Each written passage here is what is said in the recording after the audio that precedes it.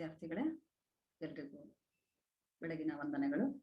ನನ್ನ ಹೆಸರು doctor Jayamma B, ಸಹಾಯಕ ಪ್ರಾಧ್ಯಾಪಕರು, ಸರ್ಕಾರಿ ಕಲಾ ಕಾಲೇಜ್, ಸ್ವಾಯತ್ತ, ಚಿತ್ರದುರ್ಗ. ವಿದ್ಯಾರ್ಥಿಗಳೇ, ಕಳೆದ ಅವಧಿಯಲ್ಲಿ ನಾವು ಮೌರ್ಯರ ಆಡಳಿತ ವಿಷಯವನ್ನು ನಾವು ಅಧ್ಯಯನ ಮಾಡಿದ್ವಿ.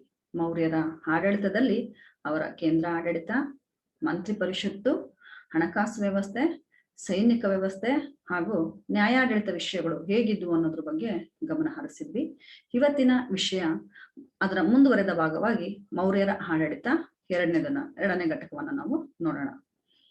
ಇದರ ಕಲಿಕಾ ಉದ್ದೇಶಗಳನ್ನ ನಾವು ಗುರುತಿಸೋದಾದ್ರೆ, ಮೌರ್ಯರಲ್ಲಿ ಬರುವಂತಹ ಪ್ರಾಂತ್ಯ ಆಡಳಿತವನ್ನ ನೋಡ್ಬೇಕಾಗಿದೆ. ಜೊತೆಗೆ ಪ್ರಾಂತ್ಯ ಆಡಳಿತದಲ್ಲಿ ಬರುವಂತಹ ಅಧಿಕಾರಿಗಳು ಹಾಗೂ ಅವರ ಕರ್ತವ್ಯಗಳ ಬಗ್ಗೆ ನಾವು ವಿದ್ಯಾರ್ಥಿಗಳಿಗೆ ತಿಳಿಸ್ಬೇಕಾಗಿದೆ. ಅಲ್ಲದೆ ಮೌರ್ಯರ ಕಾಲದಲ್ಲಿ ತುಂಬಾ ಪ್ರಮುಖವಾಗಿ ನಾವು ನೋಡುವಂತಹ ಮತ್ತೊಂದು ಆಡಳಿತ ಘಟಕ ಅಂತ ಹೇಳಿದ್ರೆ ನಗರ ಆಡಳಿತ. ಇಂತಹ ನಗರ ಆಡಳಿತವನ್ನ ನೋಡ್ತೀವಿ. ಜೊತೆಗೆ ಅಲ್ಲಿ ಇದ್ದಂತಹ ಸಮಿತಿಗಳ ಬಗ್ಗೆನೂ ಕೂಡ ನಾವಿಲ್ಲಿ ವಿದ್ಯಾರ್ಥಿಗಳಿಗೆ ತಿಳಿಸ್ಕೊಡ್ತೀವಿ. ಮೌರ್ಯರ ಆಡಳಿತವನ್ನ ನಾವು ಮುಂದುವರೆದ ಭಾಗವಾಗಿ ನೋಡೋದಾದ್ರೆ, ಪ್ರಾಂತ್ಯ ಆಡಳಿತ, ಒಂದು ಕೇಂದ್ರ ಆಡಳಿತ ಇದೆ, ಮತ್ತೊಂದು ಪ್ರಾಂತ್ಯ ಆಡಳಿತ ಇರೋದನ್ನ ನಾವು ನೋಡ್ತೀವಿ. ಮೌರ್ಯರು ಆಡಳಿತದ ಅನುಕೂಲಕ್ಕಾಗಿ ಸಾಮ್ರಾಜ್ಯವನ್ನ 4 ಪ್ರಾಂತ್ಯಗಳಾಗಿ ವಿಂಗಡಿಸಿದ್ದನ್ನ ನಾವು ಗುರುತಿಸಿದೀವಿ. ಆ 4 ಪ್ರಾಂತ್ಯಗಳು ಯಾವ್ಯಾವಾಗಿದ್ವು, ಅದರ ರಾಜಧಾನಿಗಳು ಯಾವ್ಯಾವಾಗಿದ್ವು ಅನ್ನೋದನ್ನ ನೋಡೋದಾದ್ರೆ, ಮೊದಲನೇದಾಗಿ ಉತ್ತರದಲ್ಲಿ ಉತ್ತರಪಥ ಅಂತೇಳಿ ನಾವು ನೋಡ್ತೀವಿ. ಅದರ ರಾಜಧಾನಿ ತಕ್ಷಶಿಲಾ ಆಗಿತ್ತು. ನೆಕ್ಸ್ಟ್ ಎರಡನೇದಾಗಿ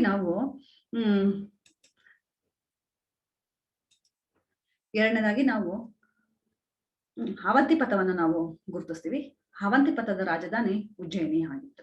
ಮೂರನೇದಾಗಿ ಪೂರ್ವ ಪಥವನ್ನ ನೋಡ್ತೀವಿ. ಈ ಪೂರ್ವ ಪಥದ ರಾಜಧಾನಿ ತೋಸಾಲಿ ಆಗಿದ್ದನ್ನ ಗುರುತಿಸಬಹುದಾಗಿದೆ. 4ನೇ ಪಥ ದಕ್ಷಿಣದ ಪಥ ಆಗಿತ್ತು. ಇದರ ರಾಜಧಾನಿ ಸುವರ್ಣಗಿರಿ ಆಗಿತ್ತು. ಈ 4 ಪ್ರಾಂತ್ಯಗಳು ಅಷ್ಟೇ ಅಲ್ಲದೆ ಇವ್ರ ಕಾಲಾವಧಿಯಲ್ಲಿ ಮಧ್ಯ ದೇಶ ಮತ್ತು ಪಾಟಲಿಪುತ್ರಗಳು ರಾಜನಿಂದಲೇ ನೇರವಾಗಿ ಆಡಳಿತಕ್ಕೆ ಒಳಪಟ್ಟಿದ್ದನ್ನು ನಾವು ನೋಡ್ತೀವಿ. ಅದೇ ರೀತಿಯಾಗಿ ಸೌರಾಷ್ಟ್ರ ಗಿರ್ನಾರ್ನ ರಾಜಧಾನಿ. ಈ ರೀತಿಯಾಗಿ 4 ಪ್ರಾಂತ್ಯಗಳು, 2 ಪ್ರಾಂತ್ಯಗಳು ನೇರವಾಗಿ ಆಳ್ವಿಕೆಗೆ ಒಳಪಟ್ಟಿದ್ದಂಥದ್ದು.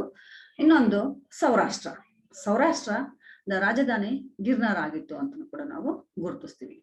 ನೆಕ್ಸ್ಟ್ ನಾವು ಈ ನಗರ ಆಡಳಿತವನ್ನ ಈಗ ನೋಡೋಣ. ನಗರ ಆಡಳಿತ ತುಂಬಾ ಬಹುಮುಖ್ಯವಾದಂತಹ ಆಡಳಿತ ವ್ಯವಸ್ಥೆ ಆಗಿದೆ. ಯಾಕಂತ ಹೇಳಿದ್ರೆ ಈ ಕಾಲಕ್ಕೆ ನಗರಗಳು ಹೆಚ್ಚಿನ ಸಂಖ್ಯೆಯಲ್ಲಿ ಇದ್ವು. ನಮ್ಗೆ ಗೊತ್ತಿದೆ, ಮೌರ್ಯ ಸಾಮ್ರಾಜ್ಯ ತುಂಬಾ ವಿಸ್ತಾರವಾಗಿರುವಂತಹ ಒಂದು ಸಾಮ್ರಾಜ್ಯ. ಜೊತೆಗೆ ಬೌದ್ಧ ಧರ್ಮದ ಪ್ರಚಾರದಿಂದ ಈ ಮೌರ್ಯ ಸಾಮ್ರಾಜ್ಯಕ್ಕೆ ವಿದೇಶಗಳಿಂದ ಬಹಳಷ್ಟು ಜನ ಮೌರ್ಯ ಸಾಮ್ರಾಜ್ಯಕ್ಕೆ ಬರ್ತಿದ್ದನ್ನು ನಾವು ಗುರುತಿಸ್ತೀವಿ.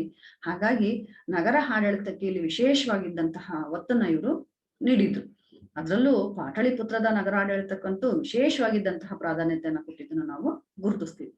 ಮೆಗಾಸ್ತನೀಸ್ ತನ್ನ ಹಿಂಡಿಕಾ ಕೃತಿನಲ್ಲಿ ಹೇಳ್ತಾರೆ, ಪಾಟಲಿಪುತ್ರದ ನಗರ ಆಡಳಿತ 30 ಜನರ ಸದಸ್ಯರನ್ನು ಒಳಗೊಂಡಂತಹ ಒಂದು ಸಮಿತಿ ಇತ್ತು ಅಂತೇಳಿ ಹೇಳ್ತಾರೆ. ಅಂದ್ರೆ 30 ಜನರನ್ನು ಒಳಗೊಂಡಂತಹ ಒಂದು ಸಮಿತಿ ಇತ್ತು. ಆ ಸಮಿತಿ ನಗರಾಡಳಿತವನ್ನ ನೋಡ್ಕೊಳ್ತಾ ಇತ್ತು ಅಂತೇಳಿ ಮೆಗಾಸ್ತನೀಸ್ ತನ್ನ ಹಿಂಡಿಕಾ ಕೃತಿಯಲ್ಲಿ ಉಲ್ಲೇಖಿಸಿರೋದನ್ನು ನಾವು ಗುರುತಿಸಬಹುದಾಗಿದೆ. ಇಲ್ಲಿ ಪ್ರತಿ ಈ 30 ಜನರ ಒಂದು ಸಮಿತಿ ಮತ್ತೆ 6 ಉಪ ಸಮಿತಿಗಳಲ್ಲಿ ಅದು ವಿಭಜನೆಯನ್ನ ಹೊಂದಿತ್ತು. ಅಂದ್ರೆ 6 ಸಮಿತಿ ಇರ್ತಾ ಇತ್ತು. ಆ ಒಂದ್ ಸಮಿತಿ ಇದ್ದದನ್ನ 6 ಸಮಿತಿಗಳನ್ನಾಗಿ ಅವರು ಮಾಡ್ಕೊಂಡಿದ್ರು. ಪ್ರತಿ ಸಮಿತಿಯು ಪ್ರತ್ಯೇಕವಾಗಿರುವಂತಹ ಕರ್ತವ್ಯಗಳನ್ನ ಅದು ನಿರ್ವಹಣೆ ಮಾಡ್ತಾ ಇತ್ತು ಅಂತ ನೋಡ್ಬೋದಾಗಿದೆ. ನೋಡಿ, ಅಲ್ಲಿ 6 ಸಮಿತಿಗಳಲ್ಲಿ ಯಾವ್ಯಾವ ಮುಖ್ಯವಾಗಿ ಕಾಣಿಸ್ತವೆ ನಮ್ಗೆ ಅಂತ ಹೇಳಿದ್ರೆ, ಕೈಗಾರಿಕಾ ಸಮಿತಿ ಮೊದಲನೇ ಸಮಿತಿ ಕೈಗಾರಿಕಾ ಸಮಿತಿ ಆಗಿದೆ. ಈ ಕೈಗಾರಿಕಾ ಸಮಿತಿಯಲ್ಲಿ ಬರುವಂತಹ ವಿಷಯಗಳು ಏನಾಗಿದ್ವು ಅಂತ ಹೇಳಿದ್ರೆ, ನಗರಗಳಲ್ಲಿ ಕಂಡು ಬರುವಂತಹ ಕೈಗಾರಿಕೆಗಳು, ಗೃಹ ಕೈಗಾರಿಕೆಗಳು, ಮತ್ತೆ ಈ ಕೈಗಾರಿಕೆಗಳಲ್ಲಿ ಉತ್ಪಾದನೆ ಆಗುವಂತಹ ವಸ್ತುಗಳು, ಇಂತಹ ಕೈಗಾರಿಕೆಗಳ ಅಲ್ಲಿ ನಡೀತಾ ಇರುವಂತಹ ಎಲ್ಲ ಮೇಲ್ವಿಚಾರಣೆಯನ್ನು ಕೂಡ ಈ ಕೈಗಾರಿಕಾ ಇಲಾಖೆ ನೋಡ್ಕೊಳ್ತಾ ಇತ್ತು. ಎರಡನೇದಾಗಿ ವಿದೇಶ ಇಲಾಖೆ. ನೋಡಿ, ಈ ವಿದೇಶ ಇಲಾಖೆನಲ್ಲಿ ವಿದೇಶಿ ಪ್ರವಾಸಿಗಳ ಬಗ್ಗೆ ಇವರು ನೋಡ್ಕೊಳ್ತಾ ಇದ್ರು. ಯಾಕಂತ ಹೇಳಿದ್ರೆ ನಮ್ಗೆ ಗೊತ್ತಿದೆ, ಈ ಕಾಲಕ್ಕೆ ವಿದೇಶಿಗರು ಬಹಳಷ್ಟು ಜನ ಮೌರ್ಯ ಸಾಮ್ರಾಜ್ಯಕ್ಕೆ ಬರ್ತಾ ಇದ್ದಾರೆ. ಹಾಗಾಗಿ ಈ ವಿದೇಶಿ ಪ್ರವಾಸಿಗರ ಯೋಗಕ್ಷೇಮಗಳನ್ನ ನೋಡ್ಕೊಳ್ಳುವಂಥದ್ದು ಈ ಸಮಿತಿಯ ವಿಶೇಷವಾಗಿರುವಂತಹ ಒಂದು ಕೆಲಸ ಆಗಿತ್ತು. ಅವರ ಯೋಗಕ್ಷೇಮಗಳನ್ನು ನೋಡ್ಬೇಕಾಗಿತ್ತು, ಅವ್ರಿಗೆ ಊಟ ವಸತಿಗಳನ್ನ ಒದಗಿಸ್ಬೇಕಾಗಿತ್ತು. ಒಂದ್ ವೇಳೆ ವಿದೇಶಿಯರು ಯಾರಾದ್ರೂ ಇಲ್ಲಿಗೆ ಬಂದ್ಬಿಟ್ಟು ಮೌರ್ಯ ಸಾಮ್ರಾಜ್ಯದಲ್ಲಿ ಅವರು ಸಾವನ್ನು ಕಂಡಿದ್ರು ಅಂತ ಹೇಳಿದ್ರೆ ಅವರ ಶವ ಸಂಸ್ಕಾರಕ್ಕೂ ಕೂಡ ಅವರು ಅವಕಾಶವನ್ನ ಕಲ್ಪಿಸ್ಕೊಡ್ಬೇಕಾಗಿತ್ತು. ಈ ತರ ಸಂಪೂರ್ಣವಾಗಿ ಮೌರ್ಯ ಸಾಮ್ರಾಜ್ಯಕ್ಕೆ ಬಂದಂತಹ ವಿದೇಶಿಯರು, ಅವರ ಚಟುವಟಿಕೆಗಳು, ಅವರ ಯೋಗಕ್ಷೇಮ, ಊಟ ವಸತಿ, ಅವರ ಆರೋಗ್ಯಗಳು, ಅವರ ಸಾವು ನೋವುಗಳು, ಕಷ್ಟ ಸುಖಗಳು ಎಲ್ಲವುಗಳನ್ನು ನೋಡ್ಕೊಳ್ತಾ ಇತ್ತು ವಿದೇಶ ಇಲಾಖೆ ಅಂತ ನೋಡ್ತೀವಿ. ನೆಕ್ಸ್ಟ್ ಥರ್ಡ್ ಒನ್ ಅಂತ ಹೇಳಿದ್ರೆ ಜನಗಣತಿ. ನೋಡಿ, ಅವತ್ತಿನ ಕಾಲದಲ್ಲಿ ಮೌರ್ಯ ಸಾಮ್ರಾಜ್ಯ ಎಷ್ಟು ಸುವ್ಯವಸ್ಥಿತವಾಗಿರುವಂತಹ ಆಡಳಿತ ಹೊಂದಿತ್ತು ಅನ್ನೋದಕ್ಕೆ ಇದು ಒಂದು ಉದಾಹರಣೆ. ಜನಗಣತಿ, ನಗರಗಳಲ್ಲಿ ಇರುವಂತಹ ಜನರು ಎಷ್ಟು ಜನ ಇದ್ದಾರೆ, ಎಷ್ಟು ಜನ ಬರ್ತಾ ಇದ್ದಾರೆ, ಎಷ್ಟು ಜನ ಹೋಗ್ತಾ ಇದ್ದಾರೆ, ಇದೆಲ್ಲವನ್ನು ಕೂಡ ಅವರು ಲೆಕ್ಕ ಹಾಕ್ತಾ ಇದ್ರು. ಹಾಗಾಗಿ ನಗರದಲ್ಲಿರುವಂತಹ ಜನರನ್ನ ಜನಗಣತಿಯನ್ನ ಮಾಡಿಬಿಟ್ಟು ಅವರು ದಾಖಲೆಯನ್ನ ಇಲ್ಲಿ ಮಾಡಿಡ್ತಾ ಇದ್ರು ಅಂತ ನೋಡ್ತೀವಿ. ನೆಕ್ಸ್ಟ್ ಫೋರ್ತ್ ಒನ್ ನಾವು ನೋಡೋದಾದ್ರೆ ಅಳತೆ ಮತ್ತು ತೂಕದ ಇಲಾಖೆ. ನೋಡಿ, ಇಲ್ಲಿ ಮೌರ್ಯ ಸಾಮ್ರಾಜ್ಯದಲ್ಲಿ ನಾವು ನೋಡ್ತೀವಿ ಎಲ್ಲೂ ಕೂಡ ಮೋಸ ಆಗ್ಬಾರ್ದು, ಉತ್ಪಾದಕರಿಗೂ ಮೋಸ ಆಗ್ಬಾರ್ದು, ವಿತರಕರಿಗೂ ಮೋಸ ಆಗ್ಬಾರ್ದು, ಮತ್ತೆ ಗ್ರಾಹಕರಿಗೂ ಕೂಡ ಮೋಸ ಆಗ್ಬಾರ್ದು. ಆ ರೀತಿಯಾಗಿ ಇಲ್ಲಿ ಅವರು ನೋಡ್ಕೊಳ್ತಾ ಇದ್ರು. ಉತ್ಪಾದನಾ ವಸ್ತುಗಳ ಗುಣಮಟ್ಟ ಅಂದ್ರೆ ಯಾವ ರೀತಿಯಾದಂತಹ ವಸ್ತುಗಳನ್ನ ಇಲ್ಲಿ ಉತ್ಪಾದನೆ ಮಾಡಿದ್ದಾರೆ, ಅದರ ಗುಣಮಟ್ಟ ಹೇಗಿದೆ ಅದನ್ನ ನೋಡ್ತಾ ಇದ್ರು. ಮತ್ತೆ ಇಲ್ಲಿಯ ತೂಕ ಮತ್ತು ಅಳತೆನಲ್ಲಿ ಯಾವುದೇ ರೀತಿಯಾಗೂ ಕೂಡ ಮೋಸ ಆಗ್ಬಾರ್ದು ಅನ್ನೋ ರೀತಿಯಾಗಿನೂ ಕೂಡ ಇದು ಮೇಲ್ವಿಚಾರಣೆಯನ್ನ ಮಾಡ್ತಾ ಇತ್ತು. ತೂಕ, ಅಳತೆ, ಗುಣಮಟ್ಟ, ಅದರ ಮಿತಿ ಏನಿದೆ ಅದೆಲ್ಲವುಗಳನ್ನು ಕೂಡ ಇದು ನೋಡ್ಕೊಳ್ತಾ ಇತ್ತು ಅಂತ ಗುರುತಿಸ್ತೀವಿ. ನೆಕ್ಸ್ಟ್ ನಮ್ಗೆ ಸಿದ್ಧ ವಸ್ತುಗಳ ಸಮಿತಿ. ನೋಡಿ, ಇಲ್ಲಿ ಕೈಗಾರಿಕೆಗಳು ಬಹಳಷ್ಟು ಇತ್ತು. ಕೈಗಾರಿಕೆಗೋಸ್ಕರನೇ ಒಂದು ಸಮಿತಿ ಇದ್ದಿದ್ದನ್ನ ನಾವು ನೋಡ್ತೀವಿ. ತೂಕ ಮತ್ತು ಅಳತೆಗಳನ್ನ ನೋಡ್ಲಿ, ಗ್ರಾಹಕರಿಗೂ ವಿತರಕರಿಗೂ ಉತ್ಪಾದಕರಿಗೂ ಎಲ್ಲೂ ಮೋಸ ಆಗ್ಬಾರ್ದು ಅಂತೇಳಿ ಅಳತೆ ಮತ್ತು ತೂಕಕ್ಕೋಸ್ಕರ ಒಂದು ಇಲಾಖೆ ಇದ್ದಿದ್ದನ್ನು ಕೂಡ ನಾವು ಗುರುತಿಸ್ತೀವಿ.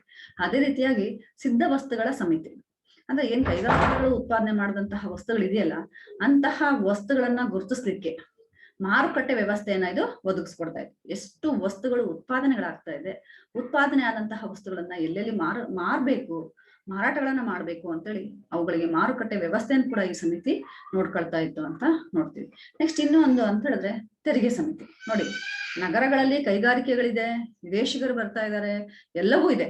ಹಾಗಾಗಿ ತೆರಿಗೆ ಎಷ್ಟು ಬರ್ತಾ ಇದೆ, ನಗರಗಳಲ್ಲಿ ಮಾರಾಟ ಆಗ್ತಾ ಇದ್ದಂತಹ ವಸ್ತುಗಳ ಮೇಲೆ ತೆರಿಗೆಗಳನ್ನ ವಿಧಿಸುವಂಥದ್ದು ಇದ್ರ ಮುಖ್ಯವಾಗಿರುವಂತಹ ಕರ್ತವ್ಯ ಆಗಿತ್ತು ಅಂತ ನೋಡ್ತೀವಿ. ಈ ಎಲ್ಲ ಆಡಳಿತ, ಈ ನಗರ ಆಡಳಿತ ಏನಿದೆಯಲ್ಲ, ಇದೆಲ್ಲ ಏನು 6 ಸಮಿತಿಗಳಿದೆಯಲ್ಲ, ಈ 6 ಸಮಿತಿಗಳ ಮುಖ್ಯಸ್ಥನನ್ನ ಏನ್ ಕರಿತಾ ಇದ್ರು ಅಂತ ಹೇಳಿದ್ರೆ ನಗರಾಧ್ಯಕ್ಷ ಅಂತೇಳಿ ಗುರುತಿಸ್ತೀವಿ. ನಗರಾಧ್ಯಕ್ಷನ ನಿಯಂತ್ರಣದಲ್ಲಿ ನಗರ ಆಡಳಿತ ಬರ್ತಾ ಇತ್ತು ಅಂತ ನಾವು ನೋಡ್ಬೋದಾಗಿದೆ. ನೆಕ್ಸ್ಟ್ ಅಂತ ಹೇಳಿದ್ರೆ ಗ್ರಾಮದ ಆಡಳಿತ. ಒಂದು ಪ್ರಾಂತ್ಯಾಡಳಿತ ನೋಡ್ಕೊಂಡ್ವಿ, ಪ್ರಾಂತ್ಯಗಳ ನಂತರ ಇರುವಂತಹ ನಗರಗಳ ಆಡಳಿತಗಳನ್ನ ನಾವು ಗುರುತಿಸ್ಕೊಂಡ್ವಿ. ನೆಕ್ಸ್ಟ್ ಅಂತ ಹೇಳಿದ್ರೆ ಗ್ರಾಮದ ಆಡಳಿತ ಹೇಗಿರ್ತಾ ಇತ್ತು ಮೌರ್ಯರ ಕಾಲದಲ್ಲಿ ಅನ್ನೋದನ್ನ ನಾವು ನೋಡೋಣ. ನೋಡಿ, ಮೌರ್ಯರು ಆಡಳಿತದ ಅನುಕೂಲಕ್ಕಾಗಿ ಪ್ರಾಂತ್ಯಗಳನ್ನ ಏನ್ ಮಾಡ್ಕೊಂಡಿದ್ರು ಅಂತ ಹೇಳಿದ್ರೆ ಪ್ರದೇಶಗಳನ್ನಾಗಿ ವಿಂಗಡಿಸ್ಕೊಂಡಿದ್ರು. ಪ್ರದೇಶಗಳು ಅಂತ ಹೇಳಿದ್ರೆ ಅವುಗಳನ್ನ ಜಿಲ್ಲೆಗಳು ಅಂತಾನು ಕೂಡ ನಾವು ನೋಡ್ತೀವಿ. ಹಾಗಾಗಿ ಪ್ರಾಂತ್ಯಗಳನ್ನ ಪ್ರದೇಶಗಳನ್ನಾಗಿ ವಿಂಗಡಿಸ್ಕೊಂಡಿದ್ದನ್ನ ನಾವು ನೋಡ್ತೀವಿ. ಇಂತಹ ಪ್ರದೇಶಗಳನ್ನ ಯಾರು ನೋಡ್ಕೊಳ್ತಾ ಇದ್ರು ಅಂತ ಹೇಳಿದ್ರೆ ಸ್ಥಾನಿಕ ಅನ್ನುವಂತಹ ಅಧಿಕಾರಿ ನೋಡ್ಕೊಳ್ತಾ ಇರ್ತಾನೆ. ಇವನನ್ನ ಜಿಲ್ಲಾಧಿಕಾರಿ ಅಂತಾನು ಕೂಡ ನಾವು ಗುರುತಿಸ್ತೀವಿ. ಈತನ ಕೆಳಗೆ, ಈ ಸ್ಥಾನಿಕನ ಕೆಳಗೆ ಮತ್ತೊಬ್ಬ ಕೆಳಗಿನ ಅಧಿಕಾರಿ ಇರ್ತಾರೆ, ಅವ್ರನ್ನ ನಾವು ಗೋಪ ಅಂತೇಳಿ ಗುರುತಿಸ್ತೀವಿ. ನೋಡಿ, ಒಟ್ಟಾರೆ ಜಿಲ್ಲೆಯ ಅಧಿಕಾರವನ್ನ ಸ್ಥಾನಿಕ ಮತ್ತು ಗೋಪ ಅನ್ನುವಂತಹ ಅಧಿಕಾರಿಗಳು ನೋಡ್ಕೊಳ್ತಾ ಇದ್ರು. ನೋಡಿ, ಇಲ್ಲಿ ನಾವೇನ್ ನೋಡ್ತೀವಿ ಅಂತ ಹೇಳಿದ್ರೆ ಗ್ರಾಮಗಳಲ್ಲಿ ಬರುವಂತಹ ನದಿಗಳು, ಕೆರೆಗಳು, ಕಾಲುವೆಗಳು, ಕಟ್ಟೆಗಳು, ಇಂತಹ ವಿಷಯಗಳನ್ನ ಇವರು ನೋಡ್ಕೊಳ್ತಾ ಇದ್ರು. ಜೊತೆಗೆ ನೀರಾವರಿ, ವ್ಯವಸಾಯ, ಅರಣ್ಯ, ರಸ್ತೆ ಮತ್ತೆ ಮೇಲ್ವಿಚಾರಣೆ, ಇವುಗಳೆಲ್ಲವನ್ನು ಕೂಡ ಅವರು ನೋಡ್ಕೊಳ್ತಾ ಇದ್ರು. ಅಂದ್ರೆ ಗ್ರಾಮಗಳಿಗೆ ಸಂಬಂಧಪಟ್ಟಂತಹ ಎಲ್ಲಗಳನ್ನ ನೋಡ್ಕೊಳ್ತಾ ಇದ್ದಂತಹ ಒಂದು ವ್ಯವಸ್ಥೆ ಅಂತ ಹೇಳಿದ್ರೆ, ಒಂದು ಆಡಳಿತ ಅಂತ ಹೇಳಿದ್ರೆ ಗ್ರಾಮಾಡಳಿತದಲ್ಲಿ ಬರ್ತಾ ಇತ್ತು. ಈ ಸ್ಥಾನಿಕ ಅನ್ನುವಂತಹ ಅಧಿಕಾರಿ ಈ ಗ್ರಾಮಾಡಳಿತವನ್ನ ನೋಡ್ಕೊಳ್ತಾ ಇದ್ದ ಅಂತ ಗುರುತಿಸ್ತೀವಿ. ನೋಡಿ, ಪ್ರದೇಶಗಳನ್ನ ಇಲ್ಲಿ ಆಹಾರಗಳನ್ನಾಗಿ ವಿಂಗಡಿಸಿದರೆ, ಆಹಾರಗಳನ್ನ ವಿಷಯಗಳನ್ನಾಗಿ ವಿಂಗಡಿಸಿದರೆ, ವಿಷಯಗಳು ಗ್ರಾಮಗಳನ್ನ ಒಳಗೊಂಡಿದ್ದನ್ನು ನಾವು ನೋಡ್ಬೋದಾಗಿದೆ. ಈ ಗ್ರಾಮ ಆಡಳಿತದ ಅತ್ಯಂತ ಚಿಕ್ಕ ಘಟಕ ಆಗಿದ್ದನ್ನು ನಾವು ನೋಡ್ತೀವಿ. ಗ್ರಾಮಿಕ ಈ ಗ್ರಾಮಾಡಳಿತದ ಮುಖ್ಯಸ್ಥ ಆಗಿದ್ದ ಅಂತ ನಾವು ನೋಡ್ಬೋದಾಗಿದೆ. ನೋಡಿ, ಗ್ರಾಮ ಅತ್ಯಂತ ಚಿಕ್ಕ ಘಟಕ, ಆಡಳಿತದಲ್ಲಿ. ಇದರ ಮುಖ್ಯಸ್ಥ ಗ್ರಾಮಿಕ ಆಗಿರ್ತಾ ಇದ್ದ ಅಂತ ನೋಡ್ತೀವಿ. ಇವನ ಮೇಲಾಧಿಕಾರಿ ಯಾರಾಗಿರ್ತಾ ಇದ್ದ ಅಂತ ಹೇಳಿದ್ರೆ ಗೋಪ. ಈ ಗೋಪ 10 ಗ್ರಾಮಗಳ ಆಡಳಿತವನ್ನ ನೋಡ್ಕೊಳ್ತಾ ಇದ್ದ. ಜೊತೆಗೆ ಈ ಗ್ರಾಮಿಕ, ಗೋಪ ಇವರೆಲ್ಲರ ಮೇಲೆ ಇದ್ದಂತಹ ಒಬ್ಬ ಅಧಿಕಾರಿ ಅಂತ ಹೇಳಿದ್ರೆ ಸಮವರ್ತಿ ಅನ್ನುವಂತಹ ಒಬ್ಬ ವ್ಯಕ್ತಿ ಇದ್ದ. ಅವನು ಇವರೆಲ್ಲರಗಳ ಮೇಲ ಅಧಿಕಾರವನ್ನ ಅವನು ಗುರುತಿಸ್ತಾ ಇದ್ದ ಅಂತ ನೋಡ್ಬೋದಾಗಿ. ನೋಡಿ ವಿದ್ಯಾರ್ಥಿಗಳೇ, ಈ ರೀತಿಯಾಗಿ ಮೌರ್ಯರ ಆಡಳಿತದಲ್ಲಿ ಮುಂದುವರೆದ ಭಾಗವಾಗಿ ನಾವು ಪ್ರಾಂತ್ಯ ಆಡಳಿತ, ನಗರ ಆಡಳಿತ, ಗ್ರಾಮಗಳ ಆಡಳಿತಗಳನ್ನ ನಾವು ನೋಡ್ತೀವಿ. ವಿದ್ಯಾರ್ಥಿಗಳು ಈ ಅವಧಿಯಲ್ಲಿ ಏನಂತ ತಿಳ್ಕೊಂಡಿದ್ದಾರೆ ಅಂತ ಹೇಳಿದ್ರೆ, ಮೌರ್ಯರ ಪ್ರಾಂತ್ಯಾಡಳಿತ ಹೇಗಿತ್ತು, ನಗರಾಡಳಿತ ಹೇಗಿತ್ತು, ನಗರ ಆಡಳಿತ ಎಷ್ಟು ಸಮಿತಿಗಳಲ್ಲಿ ವಿಭಜನೆ ಆಗಿತ್ತು, ಮತ್ತೆ ನಗರಗಳನ್ನ ಅಥವಾ ಪ್ರಾಂತ್ಯಗಳನ್ನ ಅವರು ಜಿಲ್ಲೆಗಳಾಗಿ ವಿಭಾಗ ಮಾಡ್ಕೊಂಡಿದ್ದು, ಜಿಲ್ಲೆಗಳನ್ನ ಪ್ರದೇಶಗಳನ್ನಾಗಿ ನೋಡ್ಕೊಂಡಿದ್ದು, ಪ್ರದೇಶಗಳನ್ನ ಆಹಾರಗಳಾಗಿ ವಿಂಗಡಿಸಿದ್ದು, ಆಹಾರಗಳನ್ನ ಗ್ರಾಮಗಳನ್ನಾಗಿ ವಿಂಗಡಿಸಿದ್ದನ್ನು ಕೂಡ ನಾವು ಇದರಲ್ಲಿ ಕಲ್ತ್ಕೊಂಡಿದ್ದೀವಿ. ವಿದ್ಯಾರ್ಥಿಗಳೇ, ಇಲ್ಲಿಗೆ ಈ ಅವಧಿಯನ್ನ ಮುಕ್ತಾಯ ಮಾಡೋಣ. ಮುಂದಿನ ಅವಧಿಯಲ್ಲಿ ಮತ್ತೊಂದು ವಿಷಯವನ್ನು ನಾವು ಚರ್ಚೆ ಮಾಡೋಣ. Thank you.